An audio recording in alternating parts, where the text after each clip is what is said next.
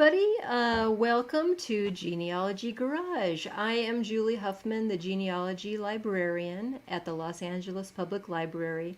And Genealogy Garage is a session we have. It meets every third Saturday of the month. And we talk about different subjects that might be of interest to you regarding genealogy research. And we're co-sponsored by the Genealogical Society of Hispanic America, Southern California chapter, and the Southern California Genealogical Society, our friends here in Burbank. So today's presentation is going to be recorded, so you can watch this after the fact if you'd like, or tell your friends about it. And it's going to be accessible via the same links you're using to watch it right now. Also, on the description of these events on the Facebook and YouTube page, you could find a link to a handout for today's presentation. You might have to click the Show More button to see the link to the Google document, but if you have any trouble accessing the handout, just shoot me an email and I'll send it to you after the presentation's over. All the resources that we're going to be talking about today are in that handout, so don't worry about taking a lot of notes. You can also watch this again. So we're going to be telling you a lot of information, so don't worry if we're talking fast, because we've got a lot to get through. And also, I wanted to acknowledge, both of us, my presenter and myself, want to acknowledge that the land that both of us are broadcasting from today is the original homeland of the Gabrielino Tongva tribal nation. And I want to introduce now our co-presenter. Hang on. All right, great. So this is Kelly Wallace. She's our California subject specialist at the Los Angeles Public Library. I'm not sure if any of you out there knew that we had a California subject specialist, but just like how I specialize in genealogy at the library, she specializes in California history. So she's the perfect person to bring today to this session, because what we're going to do is talk about California history and genealogy, California genealogy. And Kelly, I don't know about you, but when I was planning for this presentation, I started thinking that maybe we had bitten off a little more than we could chew. Oh, yeah. Because every topic that we're going to cover today could really be its own presentation. So I just want to emphasize to all of you watching that this is an overview, okay? So we might forget to mention something you know about, but forgive us. We're just trying to give you an overview. It's kind of like the history of the world in 30 seconds or something. So anyway, Kelly, you want to talk a little bit about what you do as the California subject specialist, or about your past? As Julie has stated, I'm the California subject specialist. And besides spreading a love of local history, my chief duty is to increase public awareness of our department's unique resources, historical resources, and to facilitate their use. And we do that through various means, blog posts, videos, programs, presentations such as the one today, and outreach. I'm also responsible for maintaining the collection, the Los Angeles and California History Collection. I answer the specialized reference questions that have to do with that topic. And I maintain the California Index, which we'll be talking about a little bit later in the program. Right. I just want to say I'm thrilled to participate in the Genealogy Garage with my colleague and librarian extraordinaire, Julie. So I'm excited to be here. Oh, and I just wanted to add to what you said about the brief overview. I think of it kind of as the history part is kind of just providing context kind of to the resources that we're presenting, the research resources. So we're kind of putting the two together, but kind of giving some context to all these great resources that you can use when you fit it into the history of Los Angeles and California. And I also want to mention that the emphasis is a little bit more on Southern California. That's a little bit more of, Well, that's the best part of California. Yes, exactly. And again, very brief, but I think it'll be worthwhile. Okay, fantastic. Well, let me get the presentation going here. And Kelly, you'll start us out, I think, here. One moment. I'm just gonna. Okay, and so let's get started. And let me know if you see. Did it advance, Kel? Yes. Okay, great. So let's get the ball rolling. All right, we're going to start off with the original inhabitants of the Los Angeles area, the Gabrielina or Tongva Indians. The Tongva or Gabrielino Indians inhabited the entire Los Angeles basin, parts of Orange County, and several of the offshore islands, including Catalina. You can see those islands that are have the yellow tinge. Their territory was bounded by Malibu to the north, Laguna Beach to the south, and extended as far east as the base of Mount Wilson, which was 40 miles inland. Next slide, Julie. We don't know what the Tongva ancestors called themselves, but we do know that they were primarily identified by the villages that they were from. This is a map of some of the Tongva villages. The villages ranged in size from 50 to 500. There was no central tribal government or tribal leader. The villages were independent but interconnected. And we're not sure that there was an overarching tribal name. The name Gabrielino was the name used by the Spanish. They named the Indian tribes of Southern California after the missions with which they were associated, and the Tongva ancestors were associated with the San Gabriel mission, hence the name Gabrielino. Next slide. The Tongva name gained popularity in the 20th century, early 20th century, after a Tongva elder, Mrs. James Rosemeyer, one of the last Tongva speakers, used the name Tongva. It was derived from the following Tongva words. To, which means earth, ng, which means in, of, place of, and va, which means from.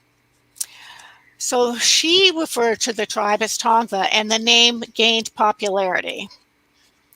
You will recognize a lot of Tongva names in Los Angeles place names, the NG being a giveaway, thinking of Topanga, Tahunga, Cahuenga, Cucamonga. These are some of the more recognized Tongva place names. Oh gosh, I didn't realize that. That's pretty good info. Now, to the Spanish, the Tongva people were considered quite primitive. They didn't wear much clothing. Their housing were simple domed huts, but they mostly lived outside.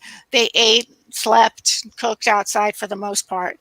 They had no architecture to speak of and no agriculture. But think about this.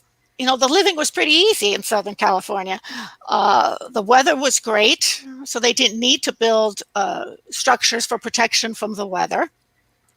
Their diet consisted mainly of acorns, berries, fish, and game, and that was in ample supply, so they didn't need to cultivate crops. And despite the lack of agriculture, their hunting and gathering economy was actually quite specialized.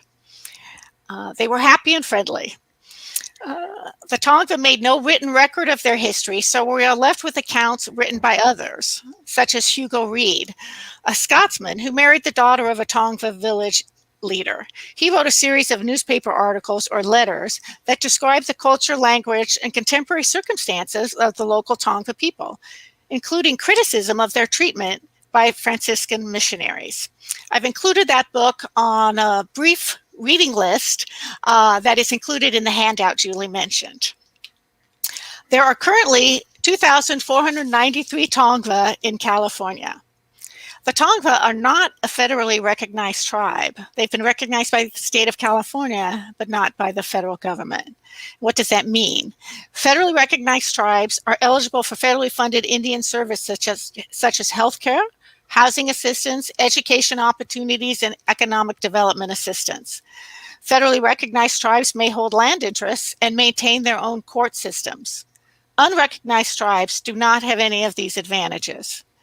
But there are definitely cultural benefits, personal benefits to belonging to or learning of a family history associated with the tribe. Julie, do you have anything to add? Yes, I do. Kind of covering some of the things that Kelly just talked about, but also just to give all of you an idea of like a brief overview of California Indian history. This website's really good for that. It's a really long document, but it really talks about the history of California Indians. So this is in your handout, but I just wanted to point out some of the stuff that Kelly mentioned would be available to read on this page. And also, as I was studying resources to investigate Native California ancestry, this website is great. And we're going to come back to it a couple times during this presentation. But basically, at this digital atlas, you can click on any land in California, figure out who the native original inhabitants were. And so, for instance, here we are, Gabrielino and Tongva. You click on that, and it brings up a little pop-up window that lets you click on the tribe name, which then takes you to a page that gives you all kinds of information about that tribe, including current ways to contact the tribe. So if you find out that you have Tongva heritage or any other native heritage, you can go to this and figure out which tribe you should contact to see if maybe they have some resources. And since Kelly mentioned there weren't written accounts by Native Americans in California, unlike South America and Central America Native inhabitants, the tribes might themselves have some resources that you could tap into. Also, on the handout, there's a great webinar that shows you how to really use the heck out of this digital atlas that I recommend. So if you find that this is something of interest, watch the webinar because they talk about everything you can do. Also, there's a special collection in a UC Berkeley library, the Bancroft Library, and basically among these Native American special collections they have is the Hubert Howe Bancroft Collection. And in the 1860s, Bancroft, he launched an ambitious project to interview and create biographies of this diverse group of Californians, resulting in hundreds of oral histories, which he called dictations. And the reviewed and corrected transcripts are printed and bound here at the Bancroft Library, but they're often included with photographs and other illustrative materials. Archival copies, along with the original audio and video recordings, are also placed in this Bancroft Library. And the oral interviews led to his 5-volume collection, The Native Races of the Pacific States, which we have at the library, and here you can see the call number. And also, it's not strictly a list of Native Americans, but his California Pioneer Register and Index, which was extracted from his History of California, is also to be found at LAPL.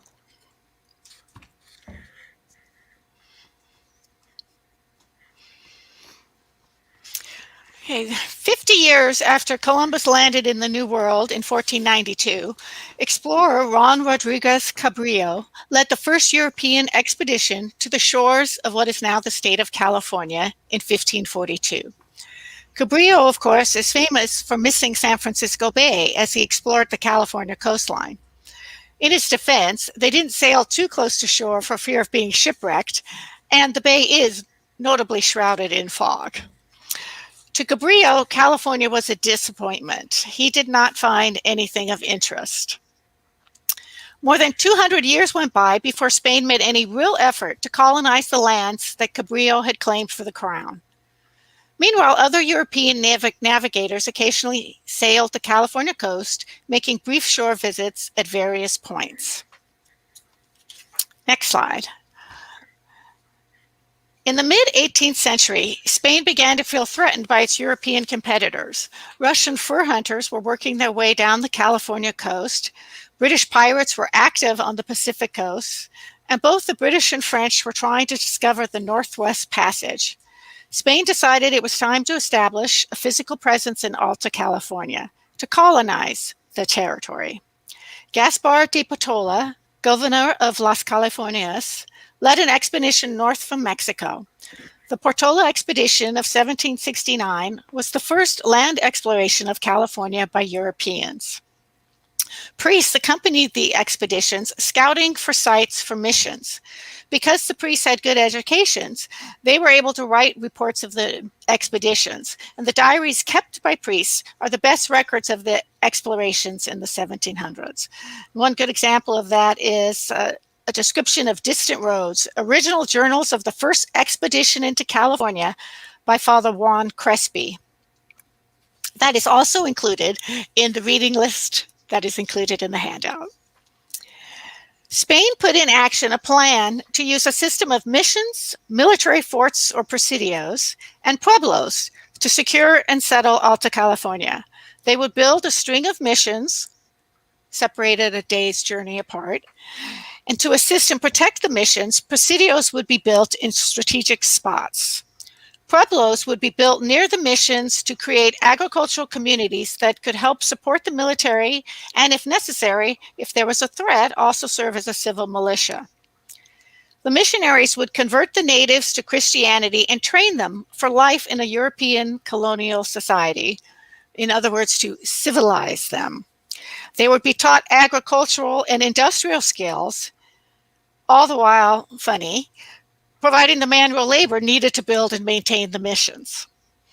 The original idea of the missions was that the Native Americans, or neophytes as they are often called, were only supposed to live at the missions until their education was complete. Once Christianized and educated, the thought was they would then establish homes in the nearby pueblos, and the missionaries would move on, leaving the old mission behind to become a parish church, and the missionaries would build new missions in more distant locations. Not surprisingly, the Franciscans never found the neophytes ready for secularization or life outside the mission system. A 10-year time limit was the projected time for transforming Indians into productive Spanish citizens.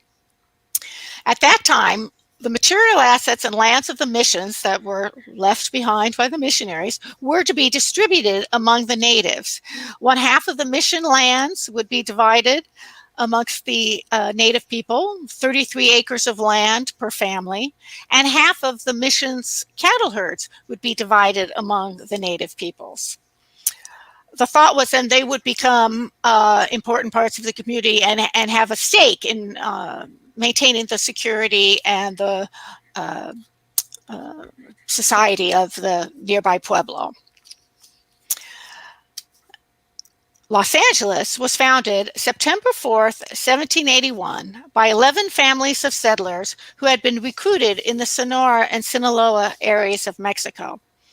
As you might imagine, recruiting townspeople, or pobladores, to start a new pueblo in a remote area far from home was difficult. They started in the Sonora and didn't find enough people, so they had to extend their search to Sinaloa.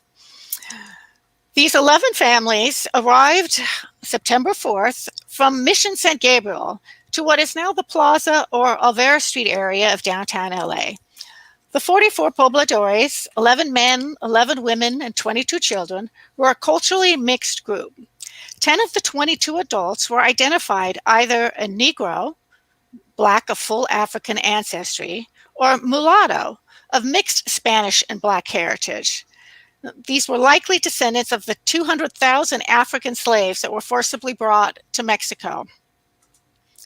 To establish roots in the New World, the Spanish Empire granted land as a reward to soldiers and explorers. They were given instructions, with very clear instructions on what to do with their grants. An example of this is Jose Maria Verdugo. He received 36,000 plus acres from the Spanish Empire as a reward for his work at the San Gabriel Mission. And that's the area of Glassell Park, Glendale, Eagle Rock, La Cañada.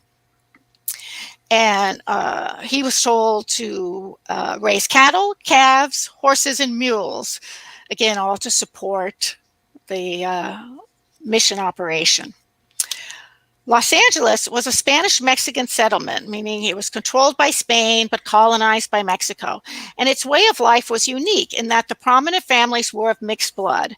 Race was not bound to class the way it was and is in America and most other societies. California's Afro-American pioneers lived in a society where color was not an absolute barrier, and they were able to occupy positions of leadership. Pio Pico, the last governor of Spanish California, is one of the better-known examples of the Afro-American pioneers achieving high positions. Next slide. So, one of the resources that's helpful in finding records of people who were around during this Spanish colonial period is the Huntington's collection. Well, it's a project, the Early California Population Project. And this free to use online database contains more than 100,000 baptisms, 27,000 marriages, and 71,000 burials of Indians, soldiers, and settlers of Spanish and Mexican California between 1769 and 1850. The database encompasses records from all 21 of the California missions, in addition to the Los Angeles Plaza Church and the Santa Barbara Presidio. And Kelly, I think you had mentioned to me, did you have a presenter who was really just raving about these mission records? Yes, she says that they're just an extraordinary wealth of information, and that she says that these mission records are superior to colonial records, but East Coast historians dismiss that idea, more of the East Coast bias, but they're just, gold mines of information. Yeah, and also a pal of mine called yesterday to talk to me a little bit about this presentation I was planning. Shout out to Ruth. And she was saying that the transcription of those original mission records is far superior than anything you'll find maybe at Ancestry.com or Family Search even, because the people who were transcribing these hard to read Spanish language records really know what they're doing. They know the language, they're academics. But this is the place to go if you want to see those transcriptions. And so you would just click on this Access the Database button, and you'll see something like this after you do your search. This is the kind of information you can get from one of the transcriptions. Now, mind you, you're just going to see the transcriptions at this website, not an original mission record like what is depicted here, the handwritten, beautiful original. And according to the user's guide at this website, which I really encourage you to read before you try to search. The searching is fairly complicated in my opinion, but very powerful. But the original mission registers are scattered across California, and they're too old or too brittle to handle. Microfilmed copies of those registers do exist in archive, but they're of poor quality and sometimes hard to locate. The Huntington Library began the transcribing of these records into this database in 1998, and it was completed in June of 2006. So this is a great way for people to do their research without having to apply to the Huntington Library for a research permit, which is sometimes an involved process. And you can use this from home for free. Now, as I mentioned before, it is a little complicated to use. It's kind of an old school database, so it can be a little tricky. But one of our friends, John Schmall, who's done a couple presentations for Genealogy Garage, he has put together a presentation on how to search this database.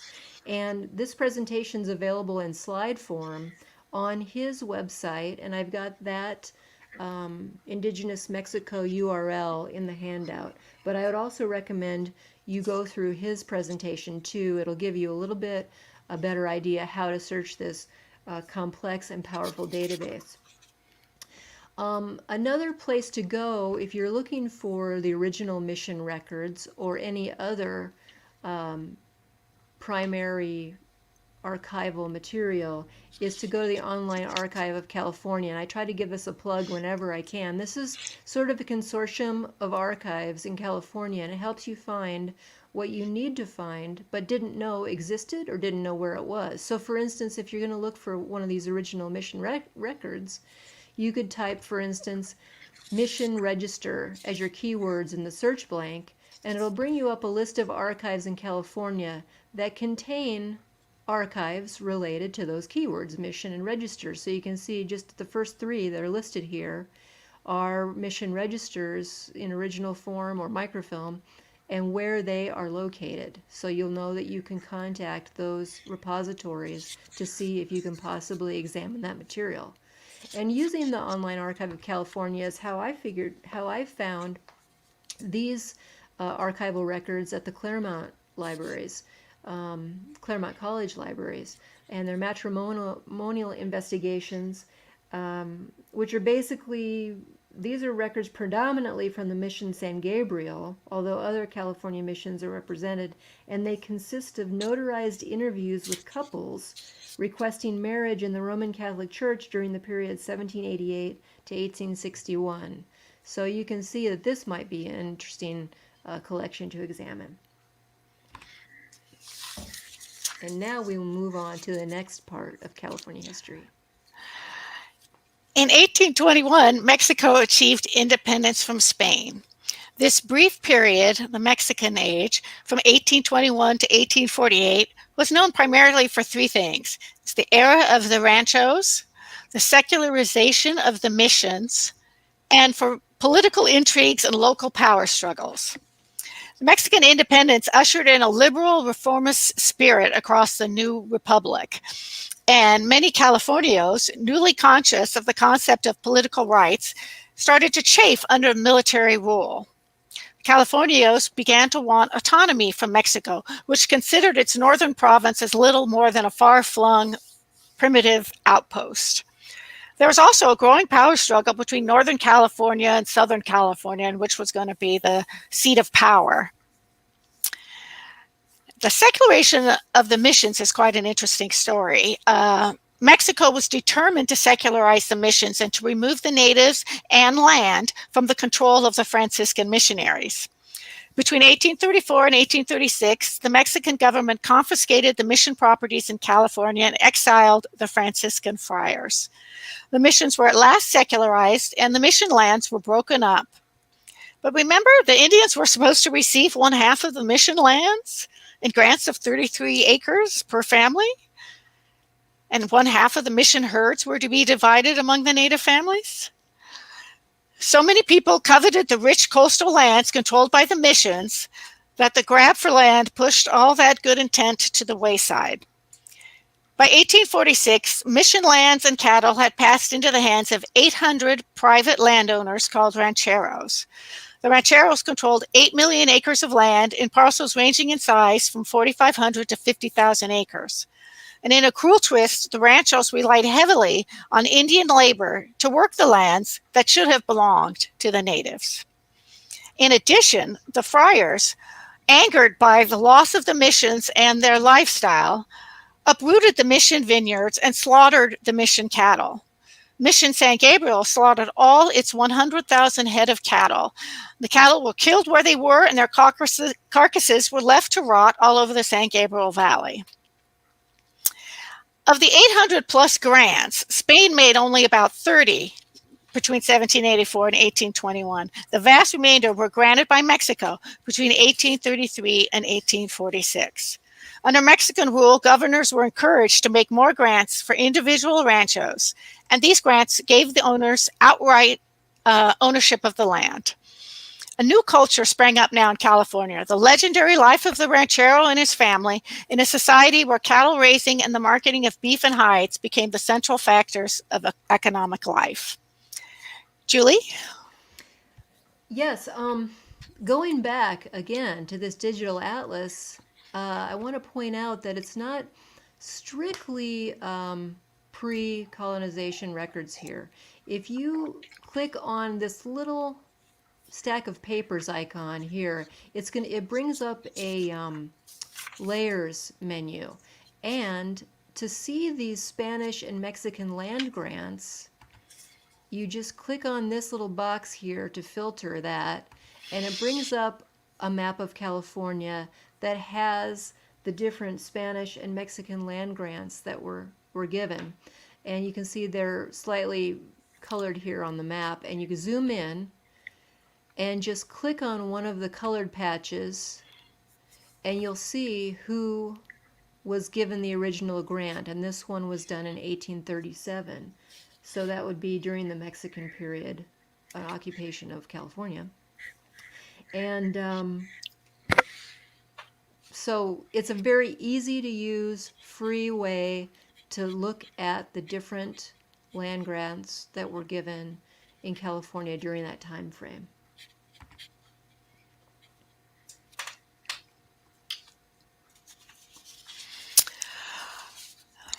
James Polk was elected president of the United States on an expansionist policy.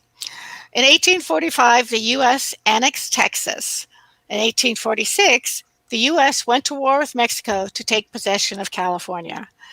There were hard-fought battles with Mexican troops and Californian rancheros on one side and American soldiers and settlers on the other, before the Mexican War in California ended in the Americans' favor. The Mexican-American War ended with the signing of the Treaty of Guadalupe Hidalgo on February 2nd, 1848. You can go to the next slide.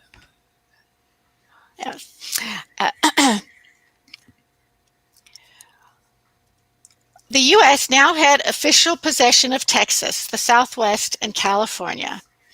When the Mexican diplomats signed the treaty, they pictured California as a region of sleepy mission towns with a tiny population of about 7,300, not a devastating loss to the Mexican Empire. Their regret might have been sharper had they known that gold had been discovered at Sutter's Mill 9 days before they signed the peace treaty. The treaty assured that Mexican-era land grants would be honored. But there was so much political pressure to open up the lands for American settlers, Congress passed the California Land Act, which created a board that would review all land titles from the Spanish-Mexican eras to determine if they were valid. The hearings were held only in San Francisco, which was a long, difficult, and expensive journey for Los Angeles rancheros. The rancheros also incurred high legal fees and frequently had to sell off parts of their land to raise funds. And the standard of proof was U.S. legal standards, which were completely different from the way things worked in Spanish and Mexican California. In addition, you can go to the next slide, please. In addition, the Mexican land grants had haphazard or unspecified boundaries.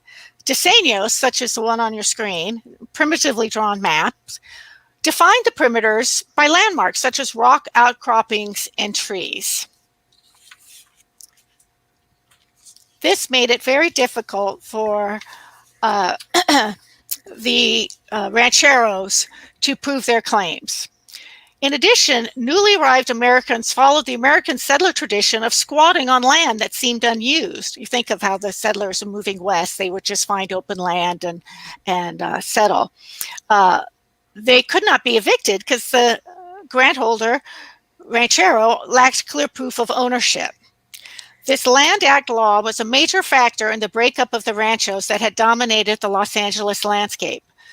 The newly available land drew settlers and helped fuel the massive land boom of the 1880s. It completely transformed Los Angeles from a rancho economy to a more complex economy as land became available for other uses. Back to Julie. And one of the reasons people would be awarded land in this new part of America would be for war service.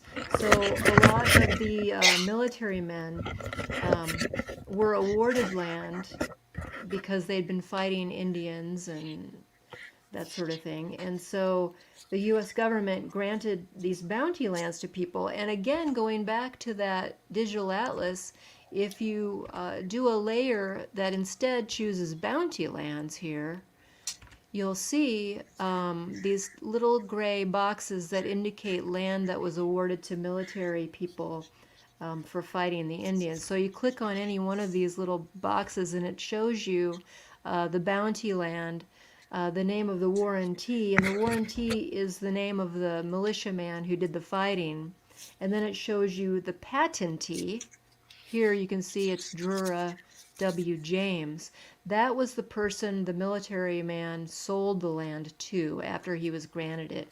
A lot of times these military people were back on the East Coast, and this was a long way from where they lived, so they didn't want to own that land because they were nowhere near it. So they would sell it to someone right away, and that's the patentee.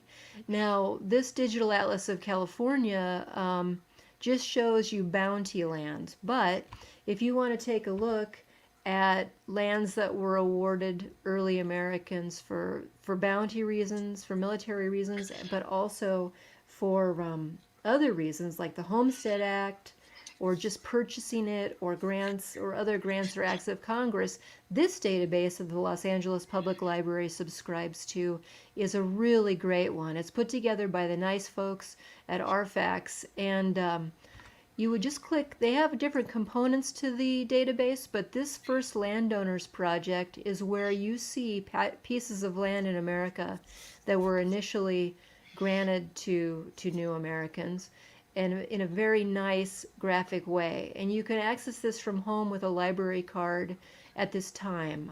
Usually you have to be at the library, but they graciously allowed us during this time of closure to let you access it from home with your library card.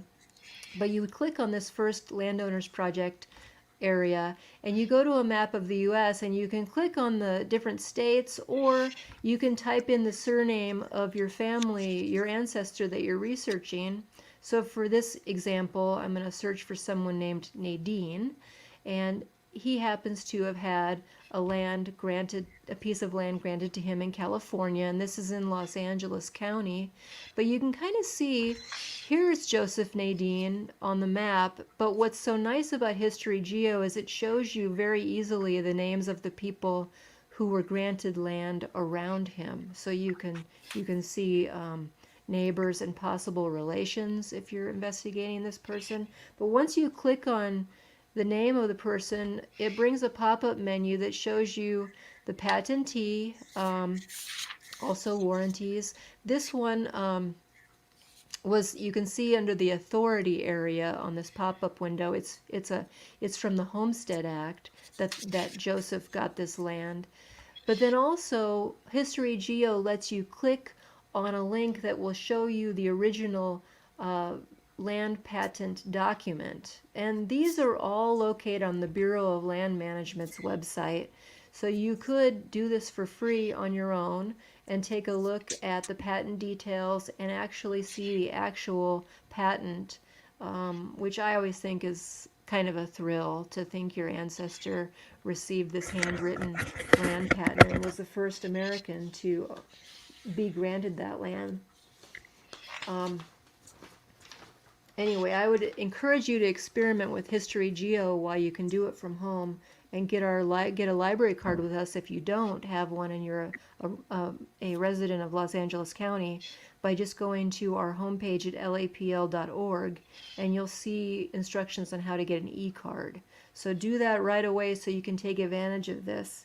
There's also a great YouTube video on how to use History Geo, and the link to that is in the handout.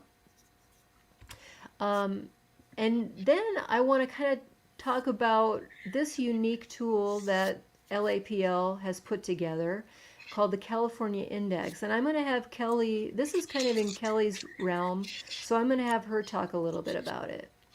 Yes, thank you, Julie. The California Index is an index that LAPL librarians put together that points a person to books, newspaper and magazine articles, photos, and vertical files filled with ephemera such as programs, pamphlets, letters, related to people and subjects important to California, with an emphasis on Southern California. And I just want to state it is created in-house, so it is unique to Los Angeles Public Library. Librarians started the index, I haven't been able to determine exactly when, but decades ago. And it's full of tremendous it's just an incredible resource. As Julie says, I tout it every time I can. The index began as entries on 3x5 cards, as you can see here. These records, the cards have all been scanned. We still have the physical cards in a card catalog cabinet in the history library. I mean, in the history department. We are, after all, the history department, I tell people, so we keep the cards.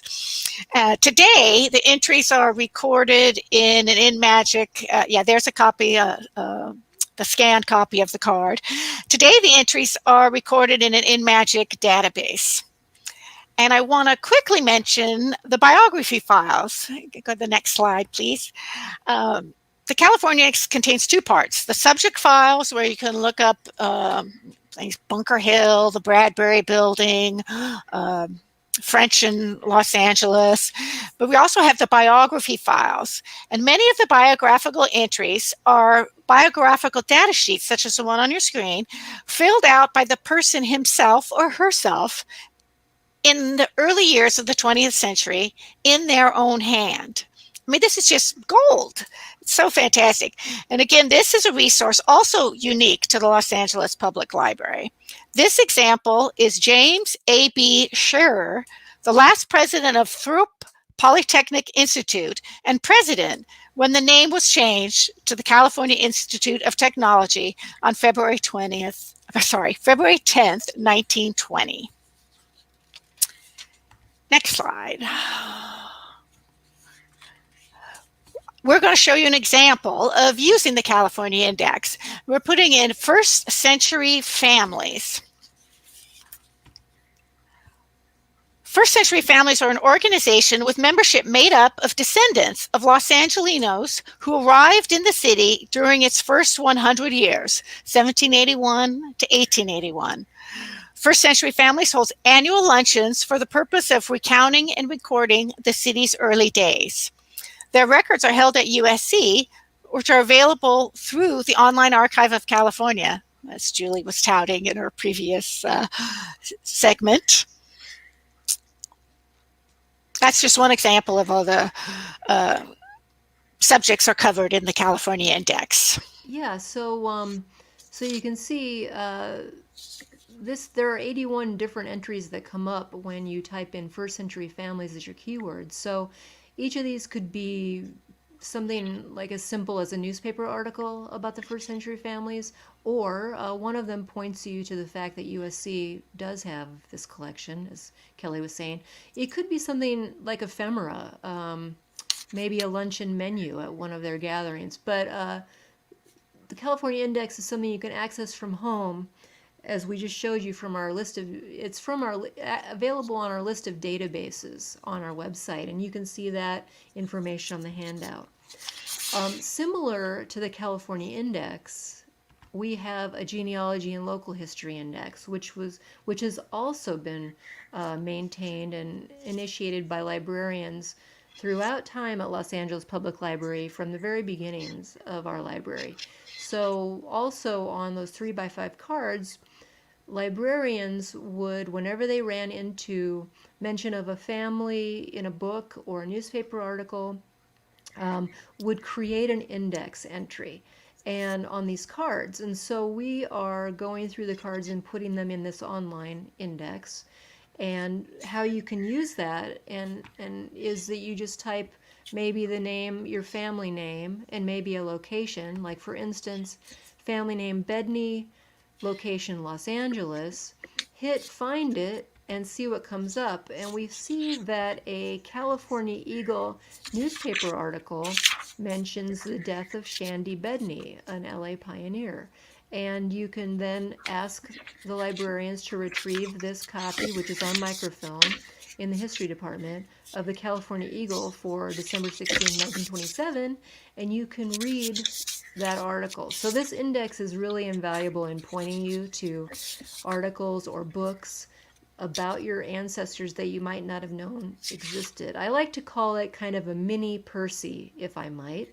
I don't mean to compare ourselves to that wonderful, wonderful resource that the Allen County Library puts together. But this is kind of like a mini version of that. Uh, and it will point you to resources that the Los Angeles Public Library has, and you can investigate. And Yes, we have a little bit more to cover in our statehood. California did not immediately become a state. Congress debated what to do with this newly acquired land. But once gold was discovered at Sutter's Mill, the procrastination ended. California became the 31st state on September 9th, 1850. Speaking of the gold rush, gold was discovered by James Marshall at Sutter's Mill in Coloma, California on January 24th, 1848. In the next year, close to 100,000 people came to California from the United States, Europe, and every other corner of the globe. Gold seekers from Australia, New Zealand, Hawaii, and China continued to sail across the Pacific along well-established routes. The journey was far more complicated for citizens of the United States. A voyage from the East Coast to California around Cape Horn was 17,000 miles long and could easily take 5 months. In 1849, approximately 40,000 people poured in to the port of San Francisco from one of these sea routes. For those without the money for a sea passage or with heavy cargoes of household goods, the only route to California was overland, across the plains and through one of the mountain passes on California's eastern border. In 1849, 25,000 to 30,000 men, women, and children followed these routes. Now, not everyone who came to California during the gold rush planned to earn a fortune by using a pan or a pickaxe. Many enterprising men and women realized that there was just as much, if not more, money to be made by providing the gold miners with goods and services. From professional men and merchants to dance hall girls and card shops, they gave the miners a way to spend their money or lose their money. In addition, many who came to mine gold found that business and farming in California was more satisfying and a more reliable source of income. But the sudden expansion of population and the accompanying exploitation of new Californians by quote unquote enterprising businessmen became hallmarks of California history. And both phenomena made it clear that order had to be imposed on this explosive new society. Transitional era from 1850 to 1870. It was not smooth making the transition from, pastoral, Catholic, Spanish-Mexican pueblos with social harmony and racial tolerance to the aggressive new American cities.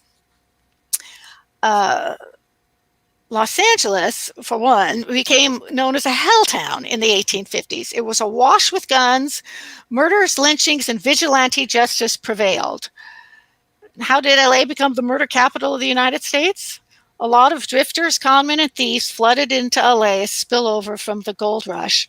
And Los Angeles did not have the government or law enforcement structure to handle the situation. And vigilante committees, were formed to fill the void. So it was a rough transition to becoming an American city. Next slide. From 1870 to 1930, it was 60 years of basically booms and boosterism. Access to Los Angeles had always been a problem. The trip by ship or by wagon was arduous and took months. It had no natural harbor and was bounded by mountains to the north and the east. But when the Transcontinental Railroad was completed in 1869, and more importantly, in 1876, when San Francisco and Los Angeles were connected by rail, Los Angeles suddenly became much more accessible. The Americanization and metropolitanism of Los Angeles began in earnest. Next slide. In 1872, Charles Nordhoff, a well-known journalist and PR man, was hired by the Southern Pacific to rehabilitate the reputation of Southern California. He wrote this book, California, for Health, Pleasure, and Residence, and it drew thousands of newcomers to Southern California. It has been said about this book that it had, quote, a more reaching effect on the fortunes of Southern California than anything that has ever been put into print. It buried the helltown image of Los Angeles in a single stroke. The promise of good health, restorative powers of the climate, drew a steady stream of health seekers. One tubercular newcomer stated, "At every corner, I met a poor fellow croaking like myself." The population of Los Angeles doubled to over 100,000 between 1890 and 1900. And between 1900 and 1910, the population tripled to 319,000. Author Carrie McWilliams, author of Southern California, An Island on the Land, said every city has had its boom, but the history of Los Angeles is the history of booms. Actually, the growth of Southern California since 1870 should be regarded as one continuous boom punctuated at intervals by major explosions. Excuse me. The key to LA's growth in the 20th century was water. In 1913, the Los Angeles Aqueduct began delivering water from the Owens Valley. It was the largest municipal water system in the nation and transformed the San Fernando Valley and the Owens Valley, but for the worse. In 1914, D.W. Griffith's Birth of a Nation was a huge commercial success, making LA the center of the motion picture industry. The industry had moved west for weather and also to escape the stranglehold that Edison and the Patent Trust had on filmmakers. The 1920s were yet another boom period. Growth itself was a major local industry. The population of Los Angeles more than doubled again in the 20s, as new Angelenos were drawn to the city with images of endless sunshine, orange groves, bathing beauties, and limitless opportunity. Next slide.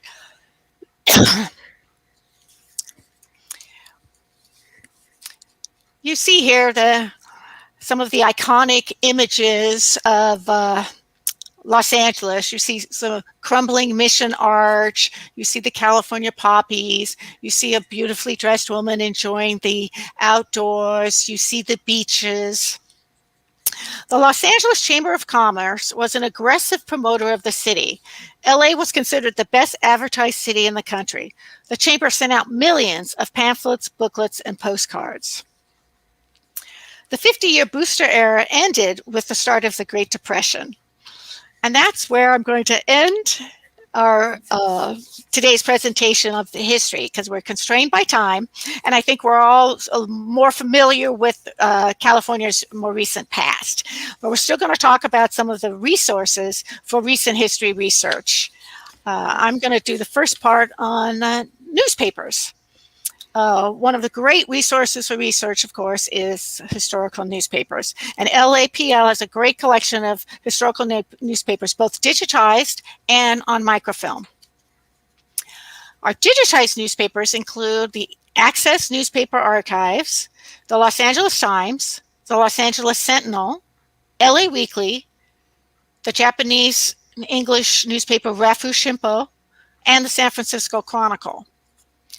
The next thing you see on the list is a new database that I want to talk about, the Los Angeles Area Historical Newspapers. It just recently came online, and it was a collaboration between the California Digital Newspaper Collection at UC Riverside and newspapers.com, with the idea of making good use of our time closed during the pandemic. This is one of the good things to come out of the pandemic. So we would never otherwise send off our microfilm, but since we weren't open to the public, we could send off our microfilm and have it digitized. We shipped out 2,479 reels of film. We started shipping the microfilm out in early August 2020, and the last was sent out in March 2021. Work on newspaper.com's end wrapped up in late June. That's how recently this has come online. And there's no indexing to these regional papers, so being able to search them online is a huge deal. And this database is accessible at Central or at any one of our branches. You do have to be in one of our branches. Another collaboration, can you go? Yeah, thank you. Back to the previous. Another collaboration I want to mention quickly was the one a couple years ago between Los Angeles Public Library and the Internet Archive to digitize The Liberator, The Liberator is an early 20th century Los Angeles African American newspaper whose owner and editor, Jefferson Lewis Edmonds, was born enslaved and spent 20 years in bondage before emancipation. He established the Liberator in 1900 and was an early booster of Los Angeles as a destination for African Americans. Los Angeles Public Library has a tremendous collection of newspapers, LA newspapers, on microfilm. And we have a handy list that sorts the newspapers we do have by decade. And this is really helpful because you don't know what most of us don't know what papers were published in 1860s or the 1870s. And this way you can see what years we have. And so it really helps you figure out what papers you want to pull for research. And let's go back to the list of newspapers. There we go. Thank you. And want to mention briefly the California Digital Newspaper Collection at UC Riverside. It's a great source. They sort of have two parts. Part one is a directory, if you will, of which institutions across the state hold certain newspapers on microfilm. And then they're doing a huge effort to digitize newspapers and adding to it all the time, including our collaboration with them. So definitely check that out. And then El Clamor Público, the first Spanish language newspaper in California after the American occupation, is available through the USC Digital Library. Now I'm going to turn it back over to Julie. Great. And so, what Kelly was touching on, our recent digitization of a lot of the newspapers we've had only on microfilm before is really a big deal. So, the next time you are at one of our branches or central, make sure to explore that. I believe if you also have a personal subscription in newspapers.com, you can access that from home with your personal subscription. But probably or a free 7-day trial. Oh yes, absolutely. Good, which I might have taken advantage of before I pulled the trigger and got my newspapers.com subscription. But this is one of the biggest questions we get asked is people who know of articles or obituaries in a newspaper and they want us to do an article request, which we do for a small fee at LAPL. But our main policy is we don't really search for obituaries because unlike some of the smaller communities, we have so many different papers and not everybody who passes away in the Los Angeles area is given an obituary just because of the sheer quantity of people.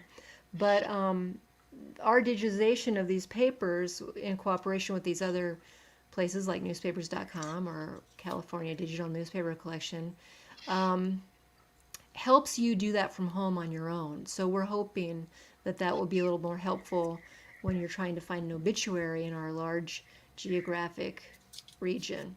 But another of the resources that people turn to when looking for California ancestors or any other ancestors for that matter are city and street directories. And Los Angeles Public Library has a huge collection of city and street directories in print format at the library, but also we have been digitizing them ourselves. And you can find those on our website at this link, which is in the handout, and anybody can access this. You don't need a Los Angeles Public Library card to get into this. But basically, it's a list of many, 142, mostly Los Angeles area, city or street directories.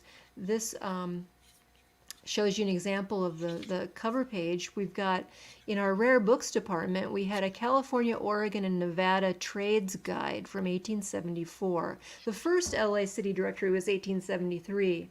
But this one covers the whole state, sort of like a yellow pages for the whole state in 1874. So you'd click on one of these icons and it takes you into the directory and you see it's really clearly digitized by our friends in Wisconsin. We send all this stuff out and then they send it back to us. NMT, which unfortunately disbanded during the epidemic, but a great service for us. But you can go onto our website and search through all of these and you can see just how gorgeous it is. Now, also, oh, and by the way, Ancestry.com does have a digitized microfilm, digitized set from the microfilm, a digitization of the microfilm set, U.S. City Directories 1822 to 1995. Now, we happen to have that on microfilm at the library, but Ancestry.com has digitized that, and it's available on their website. And that's going to be a lot more directories than you can find in our LA digitized area. But we have many print directories that microfilm set does not have at our library. So when you're looking for a community, you think you've covered all the city directories, but maybe a year is missing on Ancestry.com, you want to check with us to see if we might have it. And we might. Julie, I just wanted to interject really quickly that Yes. from the history standpoint, these city directories in the beginning have all kinds of great information besides looking up the names and addresses and phone numbers. But they'll have things like, how many paved miles of paved road there were, how many churches there were, how many books there were in the library, and all kinds of interesting information from a historical standpoint is found in these city directories. That's it. Yes, and also going along with that, it gives you a lot of information about the individuals in the directories, like what they did for a living, sometimes who they were married to. So if you've done ancestral research, you know city directories are definitely one of the premier places to go for information. Street directories, by the way, are organized by street address. So if you're trying to do, for instance, the history of your house and you want to see who lived there in 1930, you can look it up by the address that you live at and see who lived there. City directories are organized like phone books by the person's name. Sherman Library and Gardens, which is near Newport Beach down here in Southern California, they have a large collection of printed street and city directories, mostly California cities. And you can search for what they have on their website. They have a little database there. And so you type in the name of the community you're interested in, and then this website database will show you what in print directories they have there at the Sherman Libraries and Gardens. Their directories are not digitized, but it just gives you an excuse to go to this beautiful facility in person, and you can see before you go what they have. Also, regarding directories, the Library of Congress has digitized many phone books, and those are hard to find digitized. So, this website is really a gold mine for phone books, which are sort of the modern incarnation of city directories. Los Angeles city directories ended in 1942, so if you want to pick up from there, you have to turn to phone books generally. So this is a good website to go to see digitized phone books. You see here Yellow Pages for LA in 1938 and so on. And there are 97 different books right now that they've got. Another resource angle to check when you're looking for your people from California are vital records. And happily for us, the FamilySearch.org, which is the Church of Latter-day Saints gangbuster genealogy website, has digitized death certificates for the Los Angeles County area up to about 1960, 61. And they're indexed now. So all you do is you go to this website, you type in the name of the person you're looking for, and in this example, we're going to look for Clark Gable's death certificate. And here we have it. It's right there online, free to access. You just create a free username and password with Family Search, and you can see death certificates for Los Angeles County and other areas, but definitely Los Angeles County's in there, up to about 1960. So this is a really great way to get around having to go to the Vital Records Agency and pay money and get a copy of the death certificate. For birth records, it's not quite as free flowing to find the actual birth certificate, but if you can find the birth date and name of the person, you can then, from Ancestry.com, click on this icon and go to Vital Check to request a copy of the birth certificate. It costs about $37 in total to get it through Vital Check. But this is pretty much the only way you can get a copy of a birth certificate. You can't really see them digitized online, largely in LA.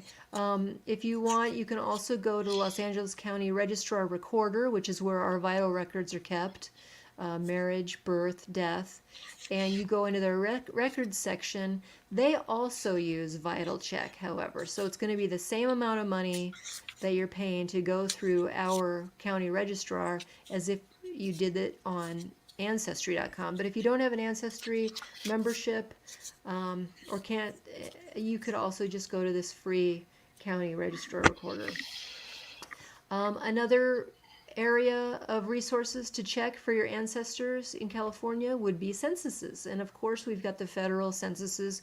In California, they started in 1850 when the state became an entity, an American entity. And 1940 is the most recent census we can access now. Next April, we'll have access to 1950. So we'll throw a big party when that happens. But right now, the federal censuses are available for free at Family Search, or you can access them at Ancestry.com, which you can get from home if you have a library card, at least through this year. So you can check the federal censuses, but also California has some special censuses that you'll find at Ancestry.com. We have the state census in 1852, so you want to check that. Also, Family Search has that one, but these other ones are specific. And there's a nice article that that NARA put out on Native Americans in the census. Voter registration lists are also dynamite. Ancestry's got a good collection of modern voter registration lists, which you'll see here.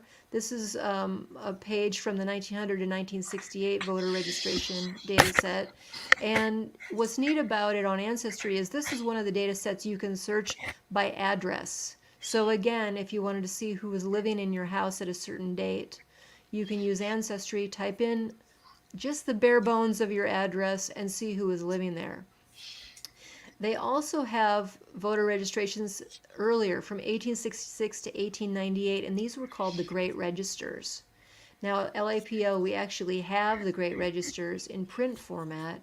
You can see what we've got on our website, but not all of them are in the catalog, so you'll want to ask us about it. Basically, this is what they look like in closed stacks. We have several, but Ancestry, as I said, has digitized them, so you don't necessarily need to look at the original. We've got them, though, tucked away, just as we always do, as Kelly was saying with microfilm on newspapers. We're never going to get rid of it. We are like the last great stand for these resources, and we're not going to get rid of them, even though they're digitized. Other ideas when you're searching for your California ancestors that you might want to think about: passenger lists. A lot of these are digitized, but we've got them at LAPL in microfilm, and these are boats arriving in San Francisco. We've got some from San Pedro.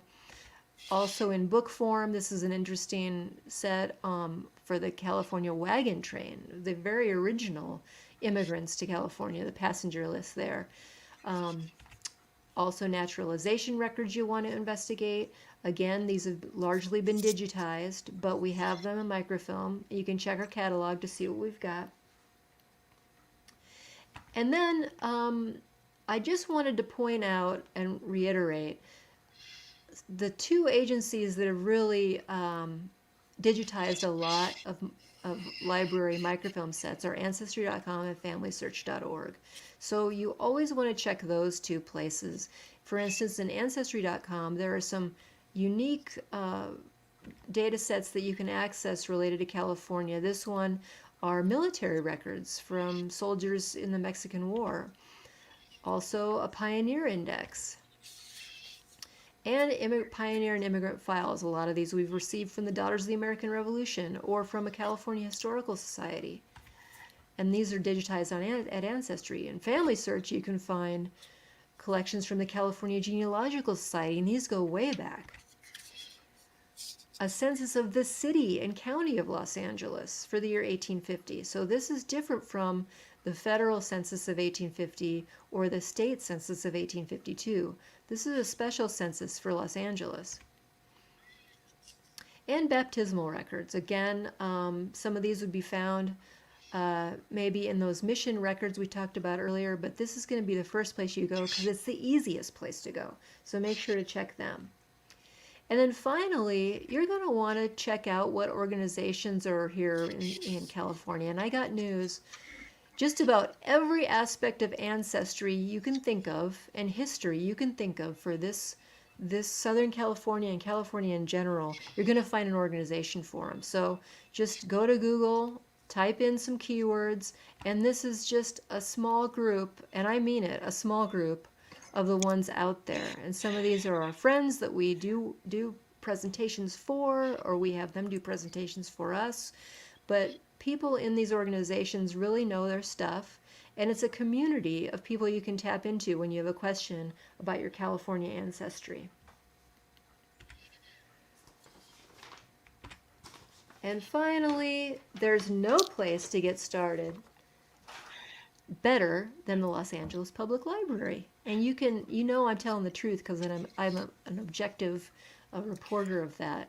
But actually, Kelly and I both agree that we are so lucky to have these jobs. I mean, for people interested in history and genealogy, what a better place to work than the Los Angeles Public Library. And we have a maps librarian, we have a patents librarian, um, all kinds of special librarians at Central Library. So you're going to want to check our website and see what's available. And if you have any questions, you can always email me, who you know well because you see me every month. But Kelly is also available to help you with questions you might have about California history. And so, why don't we go now to maybe fielding any kind of questions or looking at any comments you might have had? Okay, we got a lot of California history buffs, I have a feeling, checking in today. All right, let's see some of these. Okay,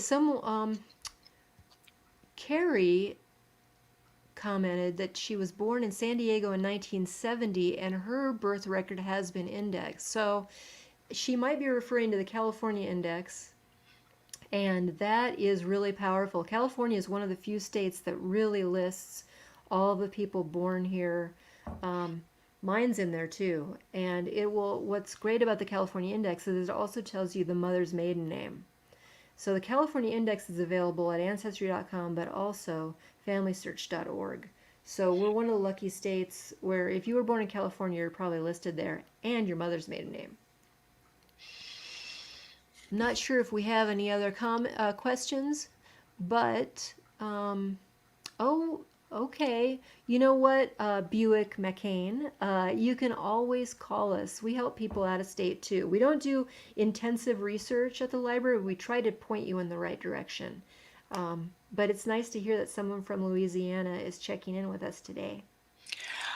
There is that question about, yes, I was just going to say, the question about researching the history of their house. The best way to go about that is we have a research guide created for that has a lot of links and helpful information. And you find that on LAPL's website.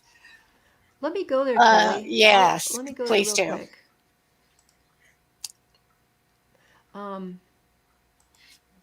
I can talk them through it if you Yeah, like. go ahead. Okay, Go ahead. so from our website, lapl.org, if you go to education and research and just kind of rest over that, a drop down menu comes up and click on research guides. And this is a whole list of pathfinders or research tips that our subject specific librarians have put together. You'll see all kinds of stuff here. But what Kelly's talking about is probably one of the most popular questions that were asked, which is history of your house, searching for thee. So I'm going to click on that.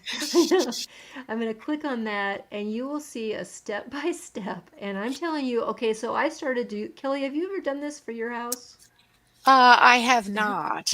Well, I tried and I got to number two because it's pretty intensive, some of the stuff that you have to do. But this is a dynamite guide for you to find out information about, did anything significant happen in your house? Who built it? Was it a prominent architect who designed it? Who lived in your house? So I think especially for real estate agents, this would be a dynamite tool. But that's that's basically these research guides we want to point out. That's a really good source to know about on our website.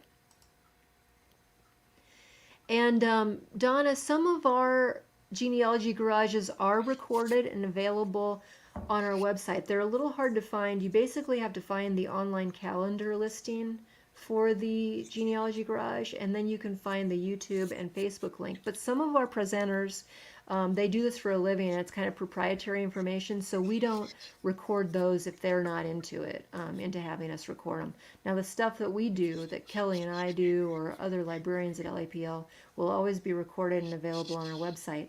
Might take a little bit to be put on the website because we close caption them all.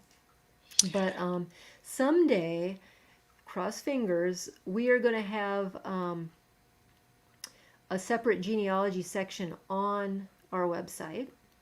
And in that genealogy section, I'll have a really easy way for you to access these past recordings. I think Anna was mentioning, and I know it's usually because it can be tricky to find the calendar event listing once the event is passed. But if they go to the library's YouTube channel, it's pretty easy to Oh, search. You can go to the YouTube and Los Angeles Public Library, and then type in genealogy garage, and I think you'll probably be able to bring it up. I see someone asking about Jewish genealogy for Europe, and this is just the perfect lead in to our conclusion today because next month, on a Sunday, the third Sunday of the month, I think it's August 22nd, we're going to have an expert on Jewish genealogy do our genealogy garage. So, YouTube user, if you want to be on my email list, then please just send me. You can see my email here. Send me your email and I'll put you. But basically, in August, we're going to have our next genealogy garage is on Jewish genealogy research. Okay, I think that might be it for questions right now. Kelly, do you have anything you want to No, I mention? just, Julie, you had so much great information. Oh, well, Even I you, learned a number lot. one. But I want to thank everyone that took time out of their day to join us today. We really appreciate it. Hope Thanks you so got much. something out of it. Absolutely. And please email us if you have any questions. So we'll see you next Yes. time. Bye bye. Bye.